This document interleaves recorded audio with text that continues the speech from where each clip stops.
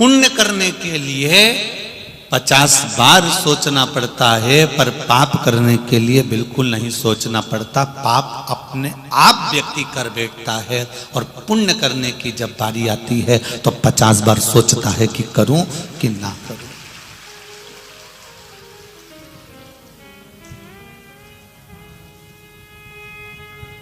दुकान जाने के बाद वापस घर आते हो, नौकरी करने के बाद वापस घर आते हो, सब्जी लेने के बाद वापस घर आते हो, सामान लेने के बाद वापस घर आते हो।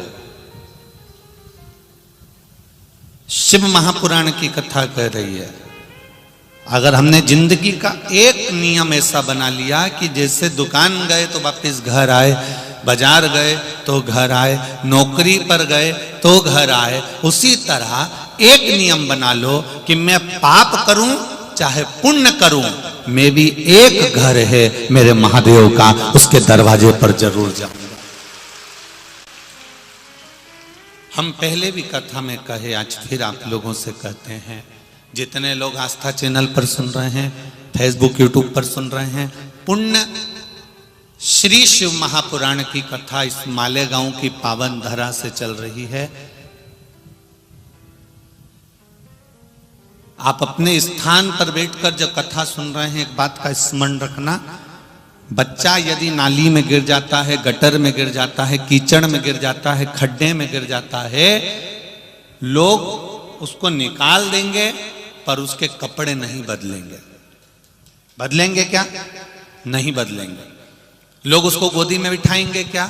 नहीं बिठाएंगे। लोग उसको गले से लगाएंगे क्या? नहीं लगाएंगे, क्योंकि वो गटर में गिर गया, वो कचरे में गिर गया, वो खड्डे में गिर गया। पर बच्चा खड्डे में गिरा, पूरा कीचड़ में लदा लूम है, पूरा गटर के पानी में, बेकार पानी में लदा, कपड़े बेकार हो गए हैं। और अगर वो माँ के पास पहुंच गया, पिता के पास पहुंच गया, तो माता पिता उसके कपड़े नहीं देखेंगे, सबसे पहले उसको गले से लगा लेंगे कि मेरा बेटा आया है, ये मेरा पुत्र आया है। माता पिता उसको अपने हृदय से लगा लेंगे कि मेरा ये पुत्र आया हुआ है। उसको कपड़े नहीं दिख रहा है, उसको अपना पुत्र दिख रहा है, उसको अपना बेटा दिख रहा है। उसी तरह जैसे गटर में पड़े हुए बच्चे को माता पिता गले से लगा लेते हैं, उसी तरह से पाप कर्म में अगर कोई लिप्त भी हो गया है, तो भी अगर वो शिव की शरण में गया है तो शंकर उसको गले से लगा ही लेते हैं।